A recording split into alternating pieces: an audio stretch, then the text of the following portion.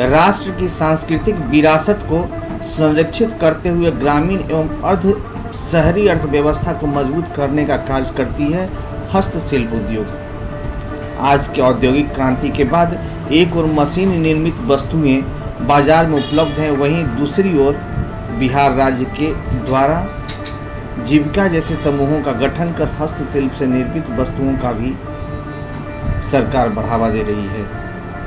आज मैं बात कर रहा हूं पश्चिम चंपारण जिले के सेमरा लक्ष्मीपुर का, जहां की सैकड़ों महिलाएं हस्त निर्मित वस्तुएं बनाकर वोकल फॉर हैंडमेड की बुनियाद को मजबूत कर रही हैं। जंगली मूंज और झाड़ियों से इको फ्रेंडली डलिया और मौनी बना रही हैं, जिसकी डिमांड विदेशों तक है। हस्त निर्मित वस्तुएं संस्कृति और परंपराओं को दर्शाती है, क्योंकि लोक कला की तरह हस्तशिल्प का भी सांस्कृतिक या धार्मिक महत्व होता है। हस्तशिल्प कौशल का उपयोग प्राचीन काल में ही लोगों द्वारा किया जाता रहा है, जिसको आदिवासी महिलाएं आज भी जीवंत रखी हुई हैं। पश्चिम चंपारण जिला के विभिन्न गांव और कस्बों में हस्तकला में निपुण महिलाएं आज भी अपने हुनर का उपयोग कर लोकल फॉर वोकल का मिसाल बन रही हैं। खासकर आदिवासी महिलाएं तो समूह बनाकर इको फ्रेंडली हस्त निर्मित वस्तुएं बड़े पैमाने पर बना रही हैं, जिनका देश विदेश तक भारी डिमांड है। आदिवासी बहुल इलाकों खासकर सेमरा, लक्ष्मीपुर, तरुअनवा, हरनाटांड, महादेवा, संतपुर जैसे दर्जनों गांव में महिलाएं समूह बनाकर दौरी, मौनी, डलिया, चटाई और ऊन जैसे दरवाजे का पर्दा बनाती हैं। इस रोजगार से तकरीबन 200 महिलाएं जुड़ी हुई हैं। हस्तशिल्प की काम कर रही एवं दौरी मूंज बनाने वाली शोभा देवी बताती हैं कि हम लोग गांव में नदी, नहर और खेतों के किनारे पर मूंज उपजाते हैं और उसको लाकर सुखाते हैं। सुखाने के बाद उसकी बारीक काट कर रंगा जाता है, फिर अलग अलग डिजाइन और रंग में दौरी और मौना बनाकर उसे बेचते हैं और अच्छी आमदनी करते हैं। समूह से जुड़ी नीलम देवी का कहना है कि हम लोग खुद का रोजगार किए हुए हैं। दौरी, डलिया, पर्दा एक बिजनेस खोले हुए हैं कि हम लोग एक रोजगार अपना बनाए, अपना खुद का एक बिजनेस चालू किए हैं। इस बिजनेस से हम लोग एक गेट अपना बनाते हैं। गेट बनाने के बाद कुछ दीदी हैं तो कुछ दौरी बनाती हैं, कुछ मोना वगैरह बनाती हैं। उससे होता है कि हम लोग का जो शादी वगैरह होता है, लड़की सब का हम लोग थरुआ क्षेत्र में इन लोग का बहुत ज़्यादा उपयोग होता है, तो हम लोग से मांग भी होता है। हम लोग मेला हाट में जो भी अति होता है लगता है, उसमें हम लोग गेट या दौरी सब हम लोग वहाँ पे भेजते हैं। इससे हम लोग का कुछ रोजगार भी मिल गया है। यहाँ से बहुत जगह हम लोग सेल भी करते हैं इसको। यानी कि मान लीजिए ये दौरी है तो छोटा सा शुरू करते हैं, छोटा है तो 250 से भी शुरू है छोटा वाला, बड़ा है 500 है, उससे बड़ा है तो 1000 भी है, 1500 भी है। गेट है तो समझिए 500 से शुरू है, 500 से भी हम लोग बनाते हैं 1000, 2000 तक। पलंग गेट है 3000 तक चलता है। मोना है जो हम लोग का शादी वगैरह में लड़की लोग का सिंघोरा होता है, उस सब रखने के लिए जाता है, तो उस सामान रखने के लिए हम लोग का जाता है। तो 3 छज्जा का ये मोना बनता है, जैसे वहाँ पे रखा हुआ है तो 3 छज्जा का रखा होता है तो 5000 तक भी मिलता है। और उससे छोटा होता है तो वो 2500 भी होता है, 3000 भी होता है। खेत के बान होता है खेत में, वहीं पे ये सब हम ये लगाते हैं इसको। तो जैसे धान जैसे रेड़ा उठाता है ना, उसी तरह ये भी माने निकलता है गोभा से निकल कर वो जो फूट जाता है तो उसको हम चीरते हैं एक एक करके। चीर के उसको घर लाते हैं, सुखाते हैं।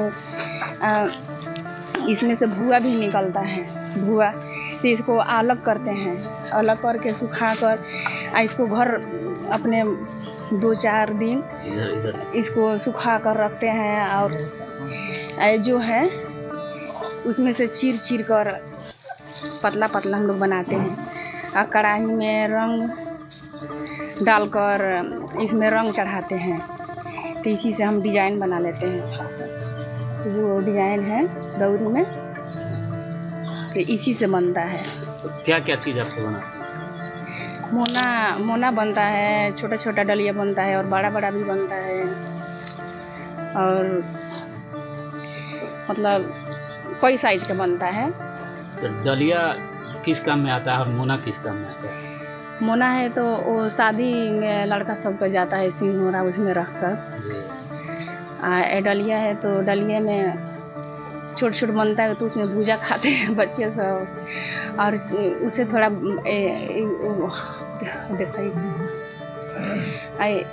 ये वाला है तो छठ पूजा के लिए हम बनाते हैं। और उसे थोड़ा बड़ा है तो उससे हम काम करते हैं, धान उसमें रखते हैं, अनाज रखने का। हाँ।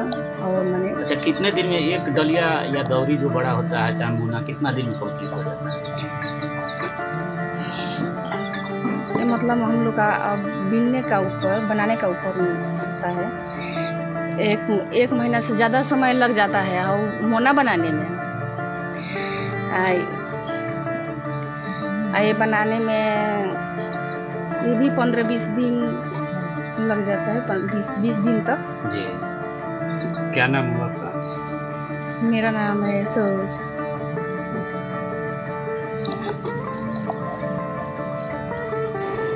मेरा नाम रानी कुमारी हुआ और मैं आदिवासी क्षेत्र से मैं बिलोंग करती हूँ, जो कि लौकरिया हन्नाटार से मैं बिलोंग करती हूँ। और ये एक जंगल के किनारे बसा हुआ एक गांव है जहाँ पे मैं कुटीर उद्योग का काम कराती हूँ। हमारे साथ करीबन अभी 200 से 250 महिलाएं जुड़ी हुई हैं जिनके साथ मैं इस काम को मैं करती हूँ, जो कि जंगल से जो है हम लोग कुश हो गया, मूज हो गया या खजूर का पत्ता हो गया, इससे लाके हम लोग जो है महिलाओं को रोज़गार देते हैं। इसे हम कई तरह के जो है प्रोडक्ट बनवाते हैं, जैसे मूज हो गया, उससे क्या होता है कि हम लोग डलिया बनवाते हैं। डलिया बनवा के हम लोग अपना निजी भी यूज करते हैं और बाहर भी हम लोग सेल करते हैं। हम हर गांव के जो है करीबन हमारे साथ 10-12 गांव की महिलाएं जुड़ी हुई हैं, जैसे ढोलबजवा हो गया, लक्ष्मीपुर हो गया, कटहा हो गया, तरुवनवा, बरवा, हन्नाटार, मझौआ, पुनई, ये सब गांव के महिलाएं जो हमारे साथ जुड़ी हुई हैं, जो कि हम गांव में जो है एक जगह जो है 10-12 महिला का एक ग्रुप बनाते हैं और उनको जो है हम लोग ये चीज़ें जो है हम लोग जंगल से लाते हैं और ला के उसको सुखवा के उसे हम लोग बनाते हैं। बनाने के बाद हम लोग क्या करते हैं, उसको जो है मार्केटिंग भी करते हैं, बाहर सेल भी करते हैं, जिससे हमारे पास 2 रुपये का आमदनी भी आ जाता है। महिलाओं के पास जो है रोज़गार भी मिल जाता है। महिलाएं क्या करती हैं कि 2 से 2.5 घंटा 3 घंटा जो है अपने पास जो टाइम निकलता है उससे बना के और हमको जो है वो प्रोवाइड करा देती है। हम जो है उसको बाहर सेल करवा देते हैं।